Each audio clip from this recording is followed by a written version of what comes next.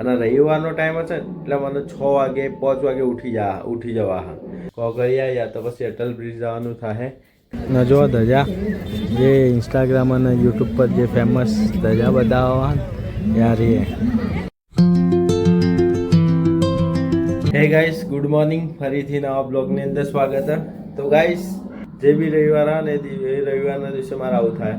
જો આમ સોમવારથી શનિવાર ઓફિસનો ટાઈમિંગ હશે ને તો સવાર વહેલા મોડું ઉઠાશે મીન્સ કે 8 8:30 એટલા વાગે ઉઠાશે અને રવિવારનો ટાઈમ હશે ને એટલે મને 6 વાગે 5 વાગે ઉઠી જવા હા તો સારું એ ખબર નહીં પડતું રવિવારના ચમ વહેલી ઊંઘ ઉડી જાય. મારી ઈચ્છા હતી આજે 9-10 વાગ્યા સુધી આરામથી ઉરું.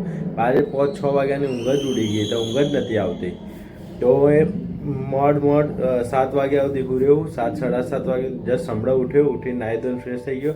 જો કપડો આ બધો આપવાનો હોય લોન્ડ્રીમાં બરાબર ના એ કાઢીને રાખ્યો અહીં પહેરવા માટે.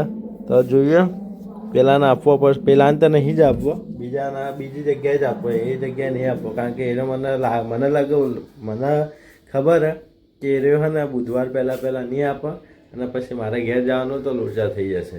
તો બીજી જગ્યાએ આપણે જોવા જવું હોય તો બીજી જગ્યાએ જ આપવું. હું લઈને જાઉં તો એના પહેલાં ચા નાસ્તો કરી લઈએ જાતે કારણ કે ભૂખ લાગી છે.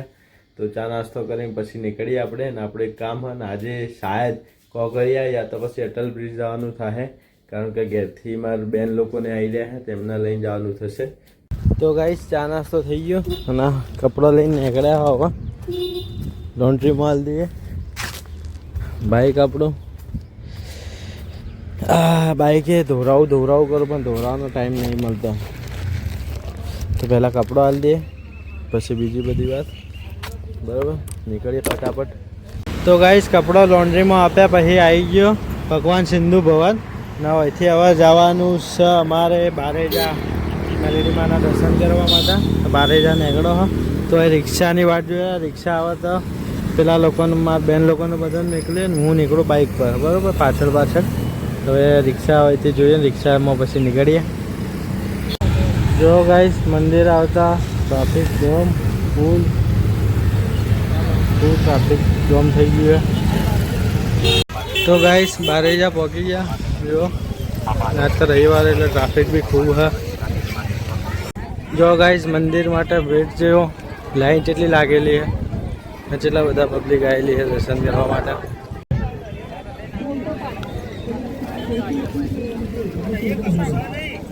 અને જો પબ્લિક ખાલી ખતરનાક પબ્લિક હે જોરદાર.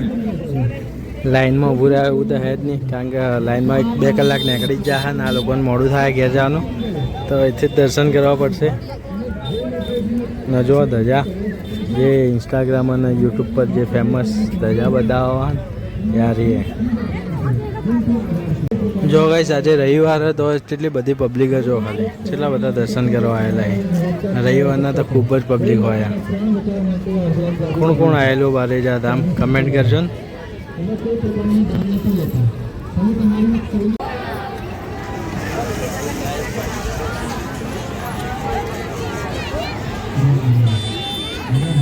તો ગાઈસ દર્શન કરવા નીકળી છે અમદાવાદ બાજુ. ન જો હોય ટ્રાફિકના લીધે મગજમારી થાય છે.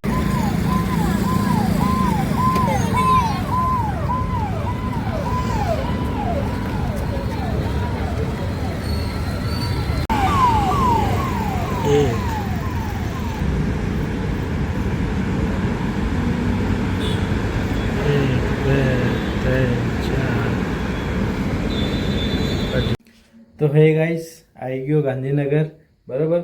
તો આજે એ મારા બેન લોકોને આવ્યા હતા તો એ લોકોને ખૂંખાર મેલેડીમાંના દર્શન કરાવવા લઈ ગયો. દર્શન કરાવીને આવીને પછી જાઉં હતું કોકરિયા તળાવ પણ શું હતું ટાઈમ રહ્યો નહોતો. એ લોકોને બી મોડું થતું પછી બસ મળે ના તો પછી એમને ગીતા મંદિરથી બસમાં બેહાડીને મોકલી દીધા ઘરે. અને પછી આપણું કામ કરવા લાગી ગયા. કામ પતાવીને બસ જસ્ટ ખાધું. ખાવાનું બી હું પાર્સલ લઈને આવતો હોય કારણ કે ત્યાં ટાઈમ હતો ના એટલો. ત્યાંથી પછી આવી ગયો ખાવા લઈને આવીને પછી આવીને ખાધું.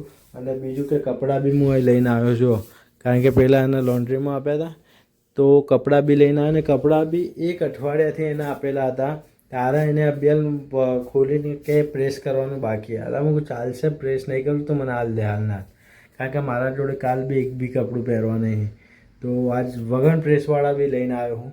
મેં કહ્યું ચાલશે, હું મારી રીતે કરે. અને બીજું કે બીજી જગ્યાએ મેં લોન્ડ્રીમાં આપ્યા અહીં, તે લોકો શું એ પિકઅપ કરવા બી આવશે અને ડ્રોપ કરવા બી આવશે. મારે જો જવાની જરૂર નહીં, ખાલી ઓનલી ફોર વોટ્સઅપ પર બુકિંગ કરવાનું રહેશે. તો એ બી સારું થઈ ગયું. તો હવે બસ એ જ કરીશું, બરાબર. તો મળીએ સવારે નવા બ્લોગની અંદર. Bye, take care, good night.